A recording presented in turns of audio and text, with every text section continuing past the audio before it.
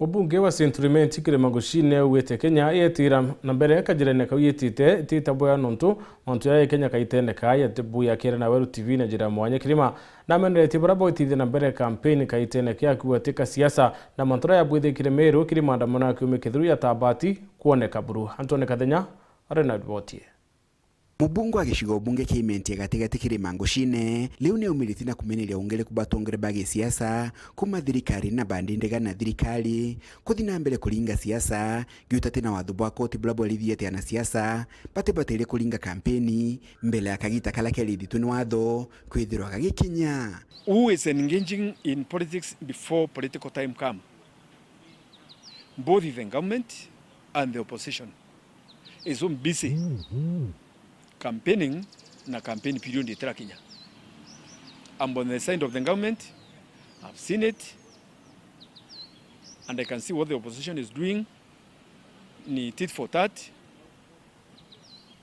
We are campaigning, we are competing like if there will be an election at the month of August this year, which we are about 2 years to go and some few months.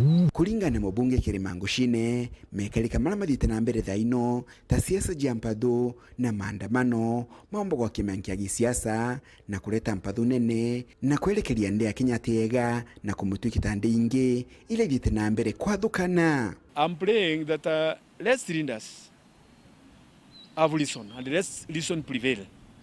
We cool down political temperatures so that this country can be governable. For the way we are going through now, it's like the country is not governable. We are not tenant to this country. It's our country. This country is not for Ruto, William Ruto. This country is not for Gachagua. It's not for Matiang. It's not for Kindiki. It's for all of us. If we destroy this country, we are all going to burn.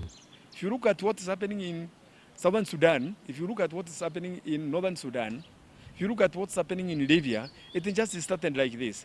Look at a country like Haiti. Mubunge Kirimangoshine akithije na mbere na kumenelia maandamano mara mekalekire kiume kithiru na gutiga winyange bonene ntere imwe ta county ya Meru. Katiba ni ubwitekeria buthia picketing na bo assemble kenda buthikirwa na bo petition tekuga okaithierami kano kaienduka ugatinda cha area katiba no ithie ndiguru kwa ura gwakarire Meru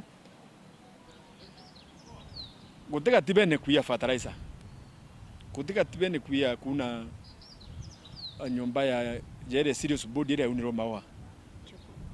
That's dhagari kuya simiti na chuma ile chiari cha kuthithia mathaya ya buri kuthithia thirikari na ukamata fertilizer itete through the procedure kutika tibene kwa una ndi maandamano ya ana bara ba umarite with genuine question na very faithful ija era inject ni antu bangi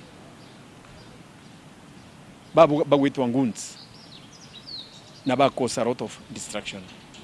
I discourage that.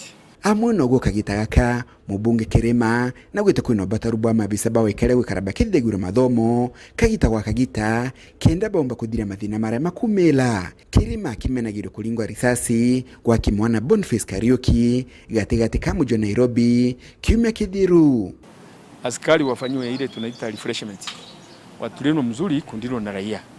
Tuseme hata wao wana stress zao, lakini lazima tuelewe standard ya watu wote si pamoja. Kama askari sasa ukimwachilia kwenda kuandu demonstration na yule askari tuseme umemtoa msituni pale ulimpeleka kupigana na wezi wa ng'ombe, akikuja anaona kila mtu kama mwizi wa ng'ombe, kwa hiyo atapiga risasi kwa sababu yeye amezoea kupigana huko kichakani. Kuma mji muneno Nairobi, Mbita Antony, Rangi wa Kathenya.